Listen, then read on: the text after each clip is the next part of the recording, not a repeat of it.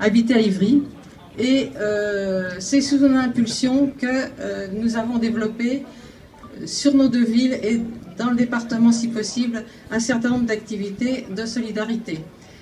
Pour ma part, comme la plupart des Français, je ne connaissais pas grand-chose à la question sahraoui, à l'existence même du peuple sahraoui et à leur histoire. Et sous l'impulsion de Claude Mangin, j'ai été amenée à faire des missions sur place et à rencontrer aussi Namas Fari là-bas, le militant qu'il est. Et je dois dire que j'étais impressionnée parce que Namas Fari m'est apparu comme un grand responsable de la résistance sahraoui. Ce que je voudrais dire aussi, c'est que sur place, quand vous allez au Sahara occidental, vous êtes impressionné par deux choses, à la fois la résistance du peuple et à la fois la répression, ou l'inverse, à la fois la répression, à la fois la résistance, enfin et j'ai été frappée également par le courage des jeunes et des femmes de cette population.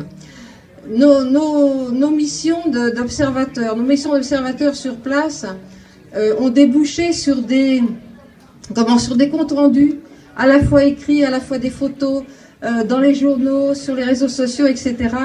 Et ces témoignages que nous avons encouragés, parce qu'on a encouragé au maximum les délégations, les sur place se rendent compte, eh bien ces témoignages ont tellement gêné le gouvernement marocain qui souhaite que l'on garde du Maroc une image bien lisse, une image de carte postale. Vous savez, passer les vacances au Maroc, c'est la carte postale. Eh bien, tous nos témoignages ont fait que le Maroc, depuis 2 ans, interdit l'entrée sur le territoire du Sahara occidental à toutes les délégations étrangères qui tiennent à rencontrer les Sahraouis.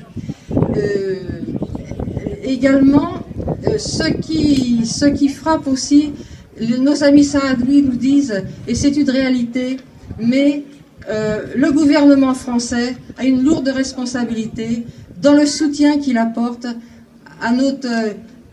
au tortionnaire qui est ce régime marocain. Et effectivement, dans les couloirs de l'ONU, eh bien, l'ambassadeur de France, et les témoignages sont nombreux là-dessus, l'ambassadeur de France se comporte comme un agent du Maroc. C'est donc important. Et alors, en plus de ça, les médias français, c'est pas compliqué.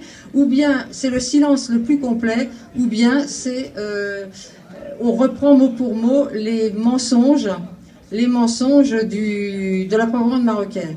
C'est pourquoi il est extrêmement important, encourageant, des rencontres comme celle-ci qui permettent à des jeunes Français, des jeunes Sahraouis non seulement de se rencontrer, mais de faire avancer les choses pour cette solidarité. Et on peut dire que cette semaine a été très riche en émotions pour cette solidarité, avec la séance du conseil municipal. Tous ceux qui ont pu y assister ont été extrêmement émus de la façon dont ça s'est passé, et puis ce tournoi d'aujourd'hui. Donc, en remerciant tous les participants, eh bien, continuons à faire connaître cette cause que nous sommes français, nous citoyens français, nous avons une responsabilité, parce que c'est notre gouvernement qui maintient cette oppression. Et bien, en tant que citoyens français, continuons à faire en sorte de porter partout, c'est possible, des petits coups dans la brèche du silence pour faire connaître un petit peu voilà. Et je vous remercie.